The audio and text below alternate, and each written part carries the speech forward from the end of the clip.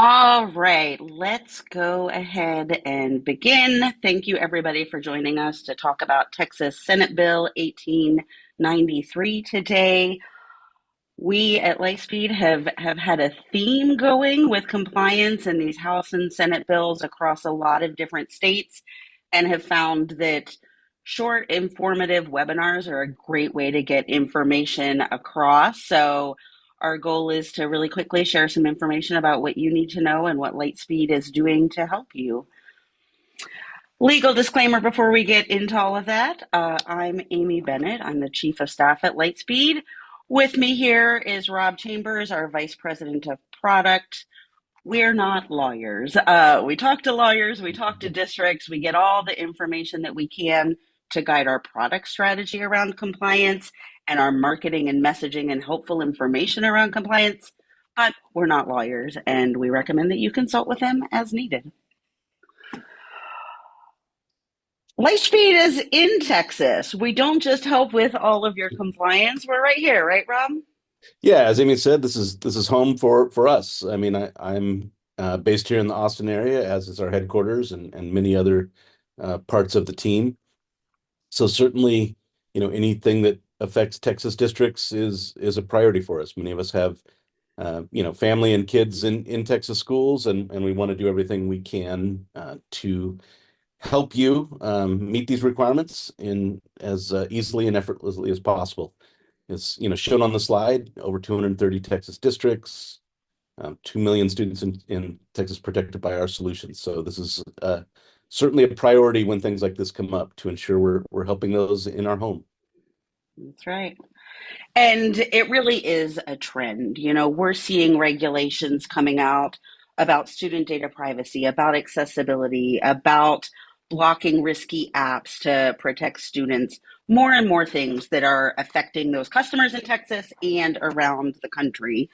So we want to help you with that. And in a lot of ways, our software platform does it. Some things we do in Filter, some things we do in Digital Insight. Across the board, we're looking for ways to keep that easy. When we're talking about Texas Senate Bill 1893, it passed a while ago, but this 11/20/24 deadline is when schools and other organizations impacted need to have their covered applications banned and a policy around that. The DIR put out the prohibited technology list. When we send a follow up from this webinar, you'll get the recording. I'll also put that link to that list in case you don't have it, that has the applications and hardware technology that they have said needs to be banned. We're going to show you how we do that really easily, but you'll have that list as a reference as well. So that came out, and now school districts have to comply with blocking those covered applications. And TikTok gets the headlines on this, but there are many apps across the ByteDance company and others that schools need to be blocking that are considered risky data privacy and security risks. And one of the ways we help is our filter. Yeah, so obviously, the purpose of the filter is to block unwanted content. So it's pretty obvious that filter plays a part in this. We have some recommendations here of how you can do that. The first will be creating a custom category for those blocked apps. We are getting a document, as you can see on here, link to come. So when Amy sends out the recording, we'll be sending you a link to that document that will give you a list of the domains and URLs associated with these, so you can easily import those into that custom category, and keep those blocked for your school site. So unfortunately, while Texas is our home, we do have customers across the country and in many other countries around the world. So we are not able to make a universal category for a Texas specific bill like this, but we do want to make it as easy as possible for you, and creating that custom category and then importing this list, so that you don't have to worry about that, and these will stay protected for you. So look for that in the follow-up. We'll give you a link to that, but if you've already created custom categories before, you'll know that's a pretty easy process to do in our software. And as I've done here in our screenshots, a recommendation to do this at the top level of the organization and lock it, Mhm. because this needs to apply across all of your groups. Yep, great point. Thank you, Amy. Right. So yeah, you can see some of the URLs there in the screenshot. There are many more. We will make that easy so you don't have to be typing them with a CSV that you can import right in there. MDM, if you're using, Apple devices, can also play a part in helping you maintain compliance. One way from those school-owned devices, you can remove the prohibited apps through MDM. You can also block the use of the store going forward, so people can't re-download them. And the solution to that is we have the self-service portal, which allows you to put your district apps that are approved and allowed for use on those. Because Amy, and correct me if I'm wrong, as I understand it, but it's not just that you can't use these services. In these cases, you're not even supposed to have the apps on the devices. That's correct. Yeah. Yep. And I forgot to mention this earlier, but feel free to ask questions. Use the Q&A or question panel there in Zoom. We would be happy to answer any questions that come up. But now moving on to digital insight. Yeah, Digital Insight is a tool that is becoming increasingly used by schools as these compliance laws are passing around the country. Because Digital Insight, if you're not using it today, looks at your web traffic in a different way than Filter. So Filter looks at individual URLs and things and makes that policy assignment. But Digital Insight will looks at that at the app level. And so, individual apps might have two, three, four, or even a dozen URLs associated with them. And Digital Insight will pull all that together for you and look at it at the app usage level to make it very easy to know how things are being used in your district. So in situations like this, where you have compliance tied to the use of certain apps, Digital Insight can really help you on that compliance. We have gone through and added a tag in Digital Insight. So for all of the banned apps in Texas, so you'll be able to see that tag, you'll be able to see that, easily identify those.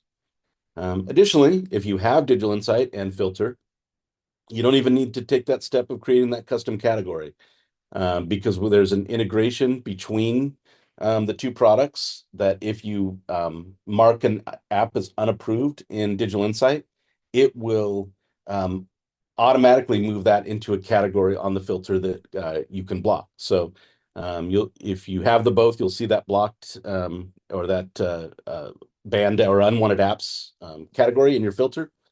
And as Amy said, you just block that and lock it at your top level, and that will take care of that for everyone. So if you have both, it's great. But then, in addition, Digital Insight makes it very easy to show that you are compliant because you have that ongoing reporting at the app level. So not only do you have the filter and everything it's doing, but you can very quickly show your community and others that you are compliant because these apps are blocked in your environment. And the list of covered applications came out from the DIR, but the expectation is that that will grow and change and Mhm. new applications could be added. So this is a great kind of ongoing compliant check, right? Yeah. And as new ones get added, we will add those tags Yeah. into the product and keep you informed as to what those apps are. Right. And so, unlike the filter where we can't make the change because of all of our districts in different states, this is there for anyone using Digital Insight today. That Mhm. tag exists, so you can make a report showing any applications with that tag, have a dashboard, have whatever you need to give you that insight right away. Yep. Great. Um, you also have other devices on your network outside of those that run the Lightspeed filtering agent. You're going to have, BYOD, guest devices, IoT, things that can't run the agent, and they need protection as well. And so, we help you with that with the combination of Smart Shield or Cloud DNS.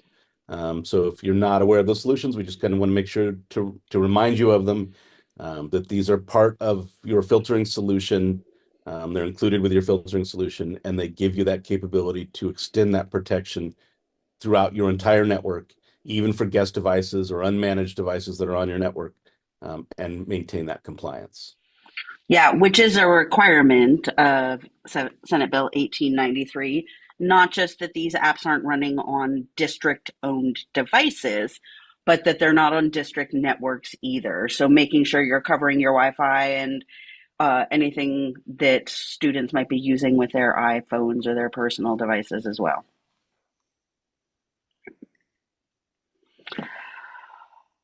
We've got another big one in Texas, scope compliance. It's really what kicked off the focus on compliance from a product perspective, from a marketing perspective, seeing that there were just going to be more and more of these opportunities for us to help schools comply with this growing body of regulation.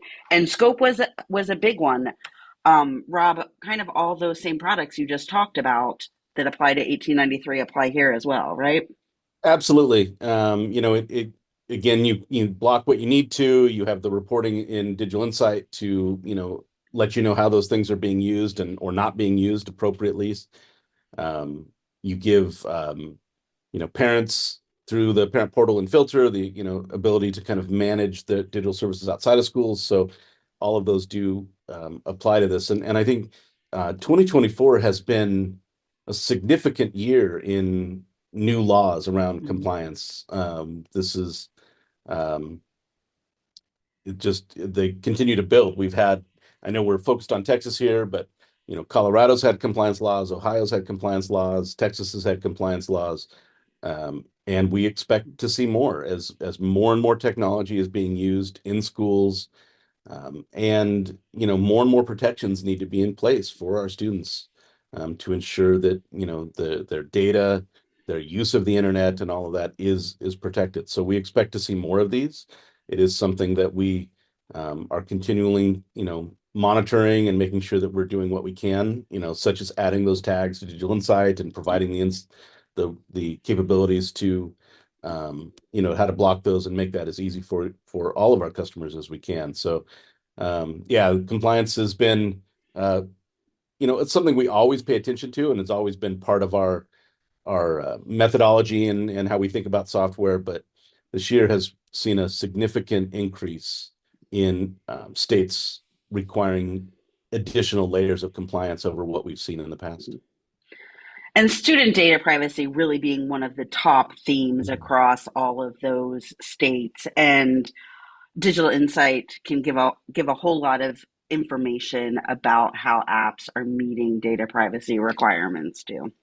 Yep. Okay, so the requirements to be blocking TikTok and these other apps goes into effect 11/20/24. So next week, what do schools need to do? Yeah, I'd say review your web filtering policies. Either if you're using Digital Insight, look at those app lists, make sure that you have marked those unapproved.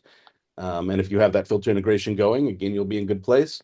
But if you aren't, make sure you're reviewing your filtering policies and taking the appropriate steps. And again, we're gonna send you that link to make that custom category easy to create and populate with the necessary domains. MDM for your iOS apps, make sure you're getting the banned apps off those devices and removed and protected from installing again in the future.